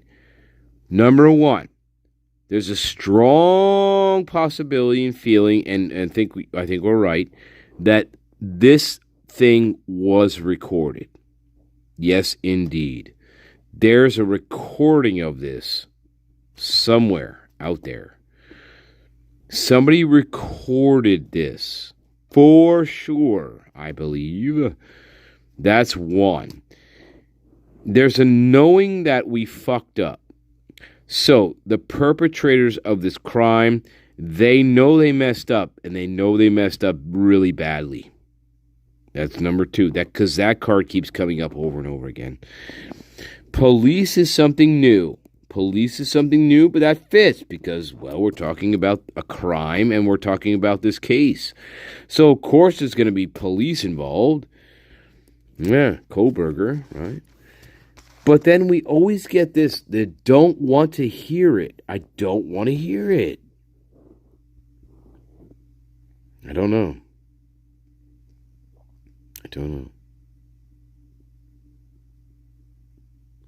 Now, I can interpret this as Dylan not wanting to hear it. That's one way I can interpret this. Or I can interpret this as, let's say, the spirit, the four saying they don't want to hear about it anymore. They're tired of it. I don't think so, though. I think there's definite tiredness here. And what I truly feel this card is in this spread is that this is Dylan Mortensen. She knows exactly what happened, and what she's fighting here, she's fighting against her very own conscience. That's what this is. And she's saying, I don't want to hear it. I'm tired of hearing it inside my head. And this is Dylan Mortensen battling with herself constantly about what she did, what she knows, what she heard. That is Dylan battling with herself constantly. And she should battle with herself. Absolutely she should. But, again, we can interpret that as the four they're tired of these, they're tired of it. They're tired of things. I don't know. I feel that's Dylan, though. I do. All right, guys. Do we pull a fifth? Oh, okay, we'll pull a fifth. So, what do we got? They fucked up. Now we got recording. Right. Knowing they messed up. Recording. Let's do a fifth. All right, here we go. Here's the fifth one.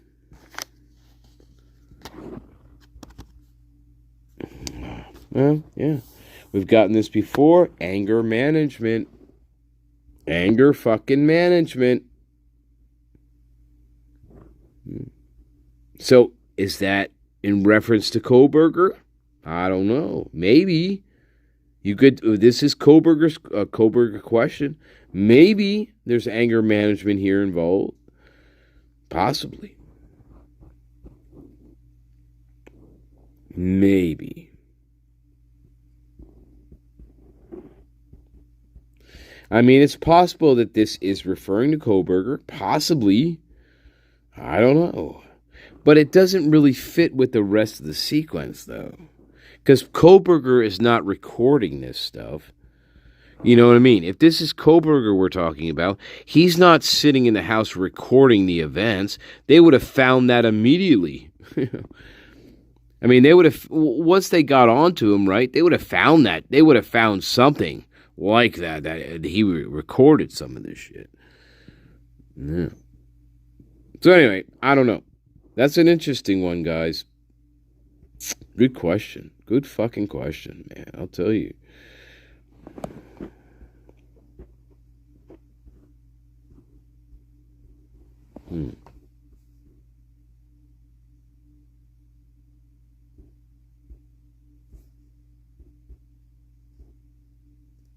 Yeah. Possibly, yeah. Well, yeah. Dylan left him out of the house when she got home. She admits that. She says, when I got home, I heard Murphy whining or crying or whatever, and so I let him outside. That's what she said. So she let him out. But then we have to believe that Murphy then came back inside, and then we have to believe that, then they decided to take Murphy out again a second time within a span of about an hour and a half. So Dylan comes home, leaves Murphy out. Murphy comes back in, but then an hour and a half later, Murphy is whining and barking again. And so we're taking him out a second time within a span of what, 2 hours? If, I don't know, something like that, right? A span of 2 hours at most. So you have to believe that we're taking Murphy out a second time within a short period of time. I mean, we take Murphy out the first time for him to go to the bathroom, right, to piss or whatever he's got to do. But then all of a sudden, 2 hours later, he's got to piss again, right? That's what you're going to have to believe here.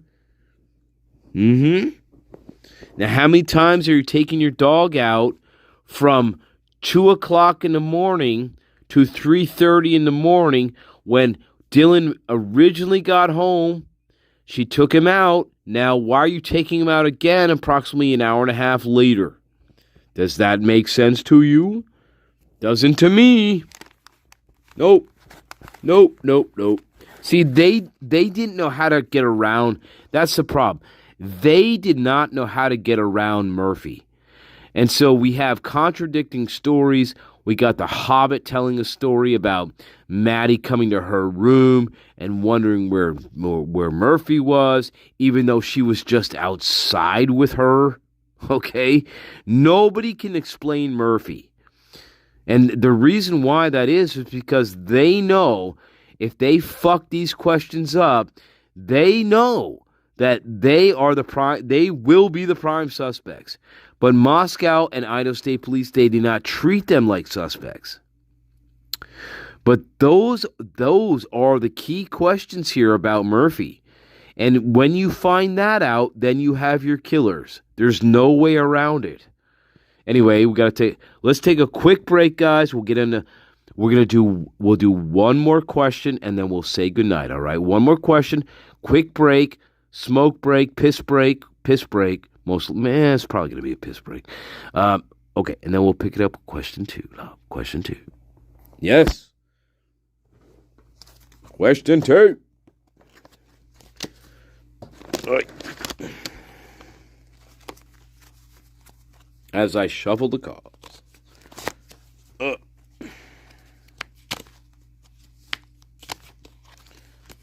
And shuffle the card. All right. There they are.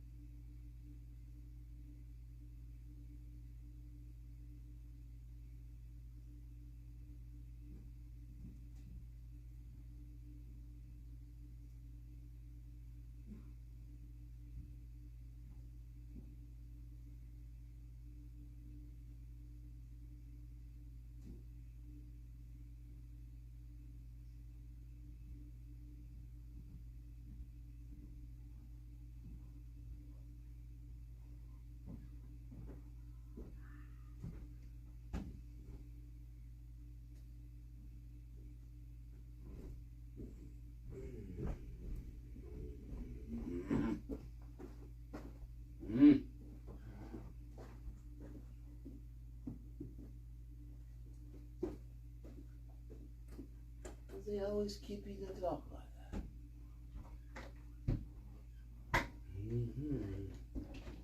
Relax now.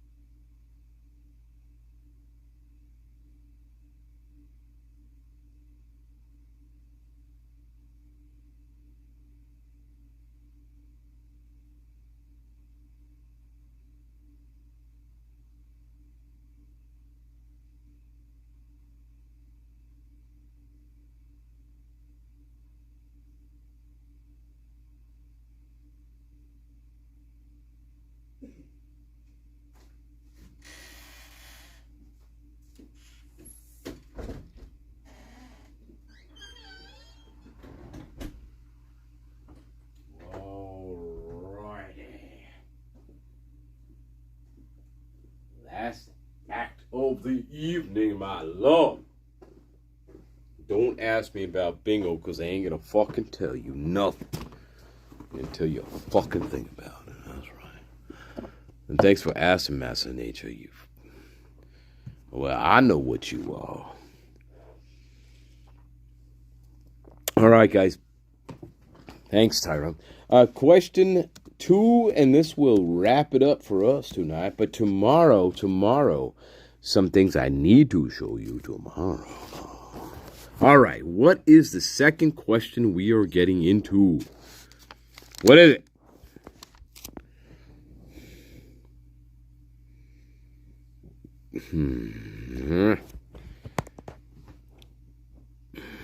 In the gato. Where's the gato? The gato, let me think about it. The gato is upstairs snoozing, I think. The gato's snoozing, actually. He had a tough day outside. Really tough day. Yeah, he's snoozing. He is snoozing.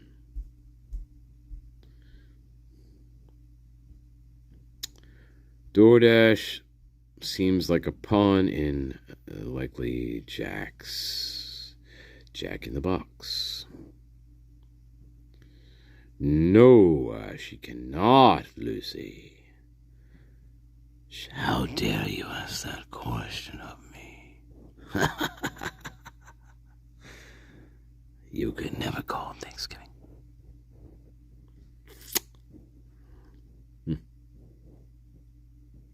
Yeah, a lot of downloads for the Gato today. A lot of downloads, love. Oh, yeah. All right, last question, though. We gotta... I don't know. Let's see.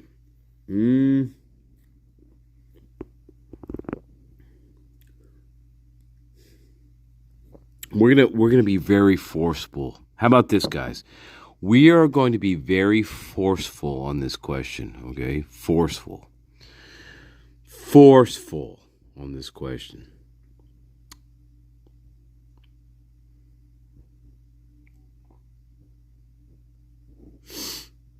I feel this needs to be a forceful question. I really do. Like, hey, put up or fucking shut up. That's what I feel like this question needs. That kind of, like, respectfully, of course, but I feel it needs to be that kind of sharp. You know, like, look, it's either this or that. You know, so answer it. That's what I feel this needs to be. Yeah.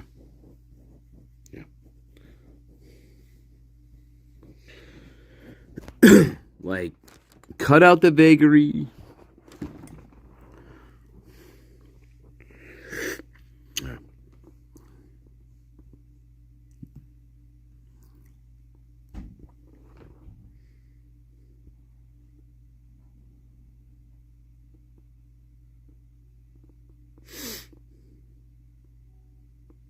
I want to ask, here's the question I want to ask them, okay? And this is going to go to the 4 of them, all right?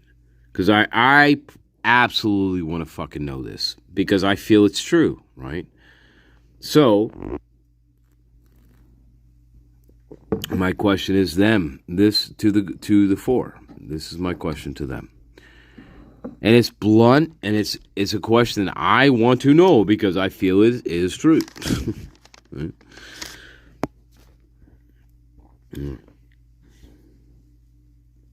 So it's going to be about Dylan Mortensen because Dylan always shows up in these cards. Always. Every spread that we've done, well, I'd say 99% of them she has shown up. There's about 1 or 2 that she really hasn't, but about, I'd say, a good 99%, yeah. So, we are going to ask the 4. And did Dylan Mortensen, did she, I don't want to phrase this, was Dylan Mortensen a participant in your murders? Was she a participant in them? That's what I want to know. Did she participate in killing you? Okay. Dylan Mortensen. That's what I want to know. Because I believe she did. To some degree, don't get me wrong. She did, for sure. So I want to know that. That's my question, my 4. Did Dylan Mortensen participate in your murders? Murders. Did she participate? And what I mean by participated is, did she physically participate in killing you? That's the question. Good, right? Specific enough? Let's see. We shall see. Come on now. All right. Aha. Aha. Aha. Aha. Envy. That's a good start. Envy. That's a good start. Right?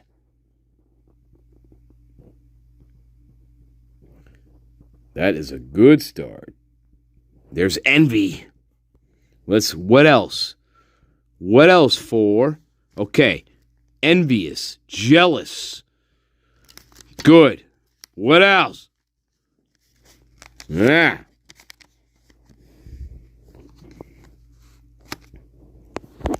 Getting played. Manipulation, lies, and control. We've gotten this card before.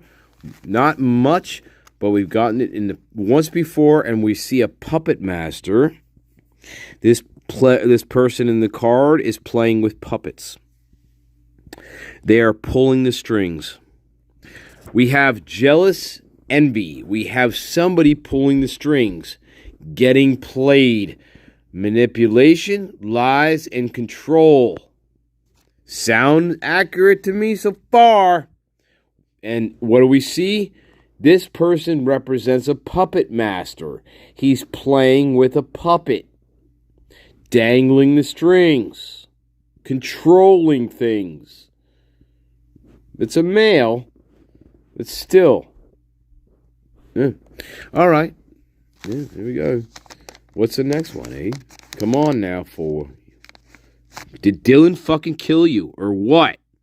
Did she kill you guys? Fucking hell. And we got this before. We got a divorce. We are breaking the contract. We are. We are breaking the contract. Yeah, I'd say scissors cutting paper. So we got envy, jealousy. We have getting played by manipulation and lie and control. There's a breaking of the contract. And what else? What else?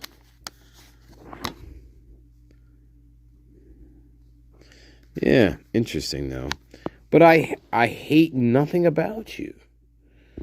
I hate nothing about you. Huh?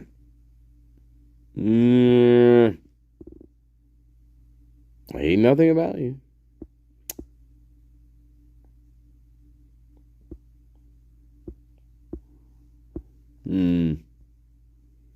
So, that's a little weird.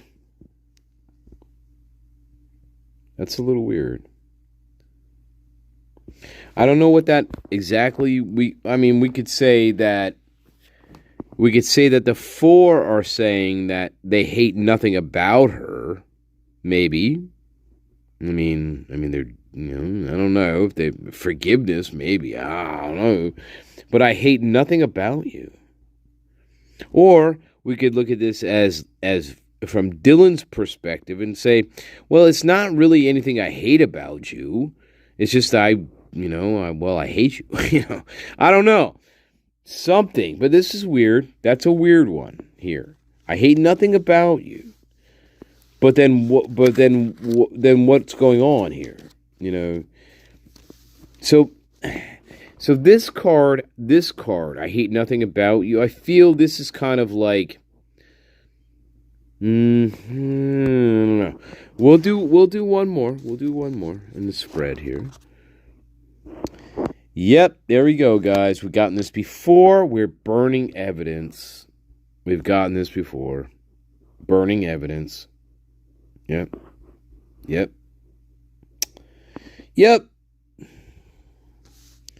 I hate nothing about you, but we're burning evidence. That has come up quite a bit with evidence being destroyed, burned, no longer existing. That has come up multiple times. Yeah. And we're talking about Dylan Mortensen now. So the question is Dylan Mortensen burning evidence or getting rid of evidence or destroying evidence? Yeah. Yeah.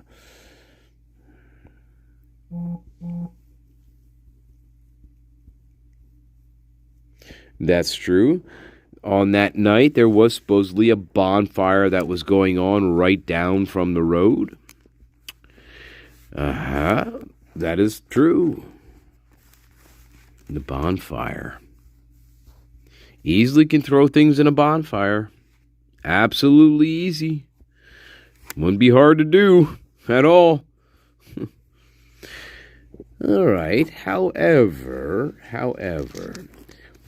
Oh, here's what we're going to do. We're going to do one more card. Okay, guys? I'm putting these aside. I'm putting these cards aside. All right? So I'm going to leave this one by itself. Burning evidence. That's alone, right? One more card, though, in the sequence. And the question is, to the 4, did Dylan kill you? Did she have a hand in killing you guys? Physically?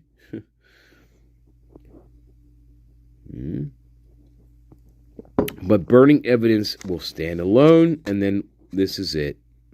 Well, I don't know. But we have a private relationship happening. Private relationship. That would make sense.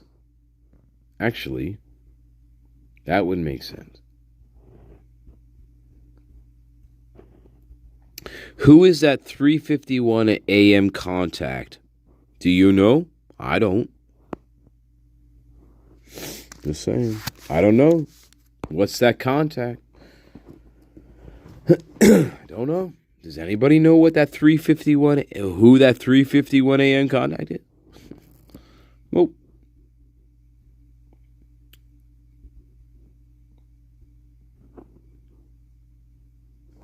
What else? One more for let us know. Be more specific, please. Yeah. Gotten this before. Tantric sex. Sex always runs throughout this. that theme always runs throughout this. Yeah. Burning evidence. There's a private relationship involved with the prime. There's tantric sex involved with this as well. After we complete our mission, perhaps. I don't know. Let's see what else. We're going to leave it here, guys. Red lipstick stains. Yes, indeed. Yeah. Yep. I think that says it all right there, though. Red lipstick stains. Yeah. Yeah. Yep.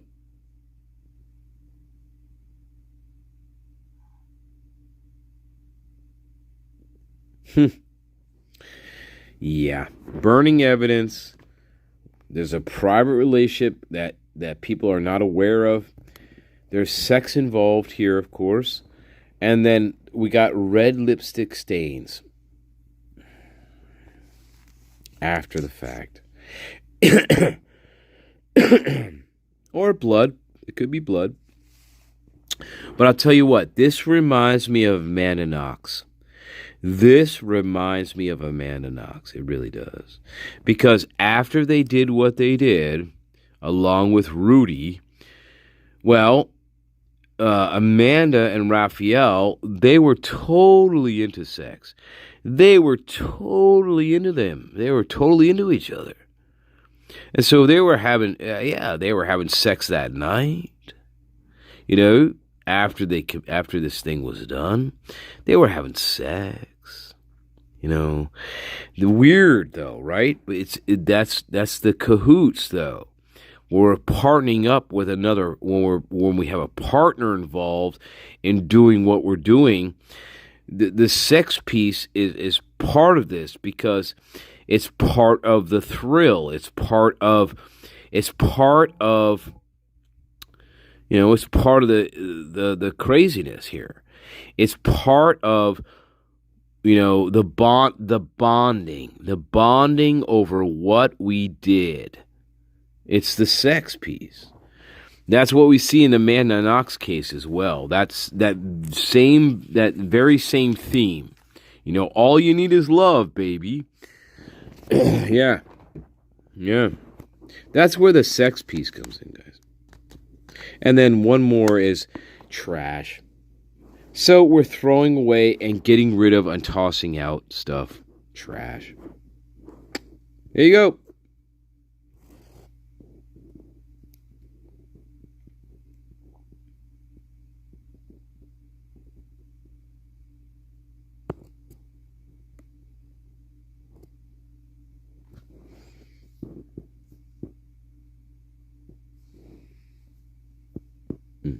I don't know.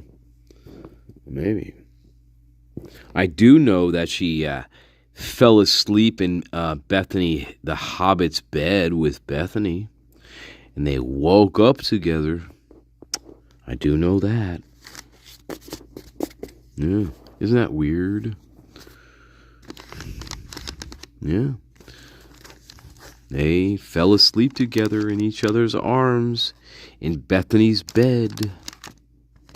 Isn't that weird how all the victims ended up in one bed together? Isn't that fucking weird? I think it's weird. Yeah, especially when we're talking about straight individuals. Why are we all, Ethan and Xana I can see because they're a couple. But Maddie and Kaylee, no. Kaylee had a bigger room. Kaylee had no intention of staying in Maddie's room. No intention. Absolutely not. And but Bethany and Bethany the Hobbit and the Prime, well, they're sleeping together in Bethany's fucking bed. Isn't that odd? Funny how that is.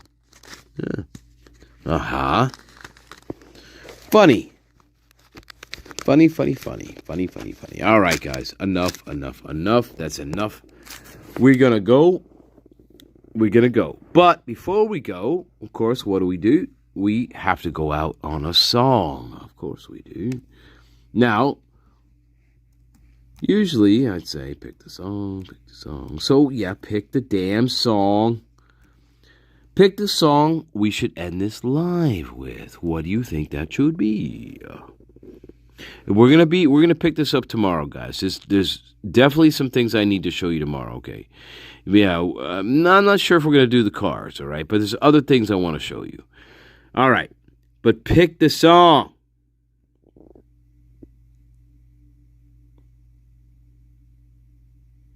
Fine. There you go. All right, Sir Rapier, you got it, my friend. Very good, very good. Here we go. Here we go. Great choice. Great choice. Great choice.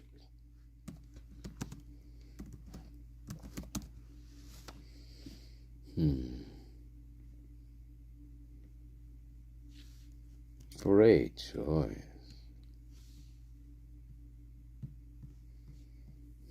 Know a future DJ? Guitars?